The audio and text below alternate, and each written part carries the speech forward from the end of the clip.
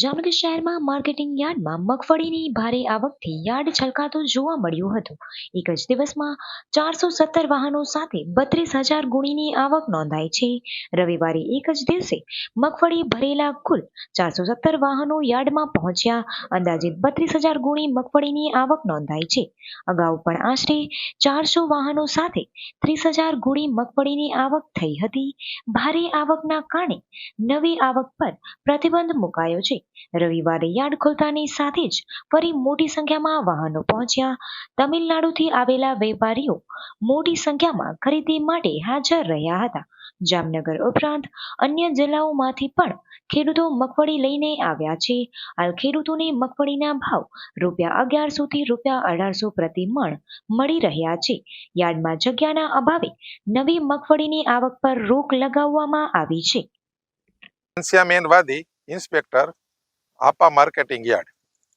આપા marketing યાર્ડની અંદર ગત રાત્રિએ 10 વાગ્યાથી 1 વાગ્યા સુધી મગફળીની આવક ચાલુ કરેલ હતી. તો તે દરમિયાન અંદાજિત 417 વાહન આસપાસ મગફળી ભરીને આવેલ હતા અને અંદાજિત 32,000 ગુણીની જંગી આવક થયેલ છે. મગફળી છે મોટા ભાગે સૌરાષ્ટ્રની અંદર કપાસ અને મગફળીનું વાવેતર વધારે હોય છે. તેના હિસાબે ગત ગયા વીકમાં જ્યારે ખોલી ત્યારે 30,000 થઈ હતી અને આ વખતે જ્યારે આવક ખોલી ત્યારે 32,000 થી પણ વધારે ગુણીની આવક થયેલ છે.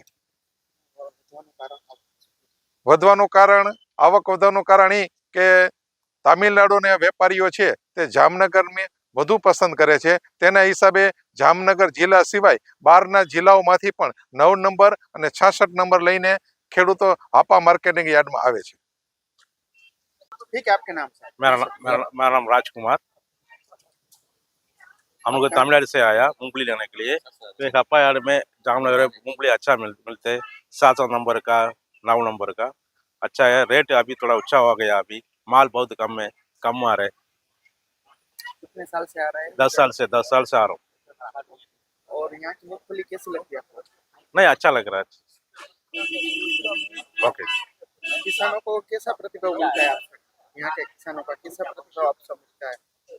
नहीं, अच्छा मिलता है। आप संतुष्ट है यहाँ? संतोष, हाँ।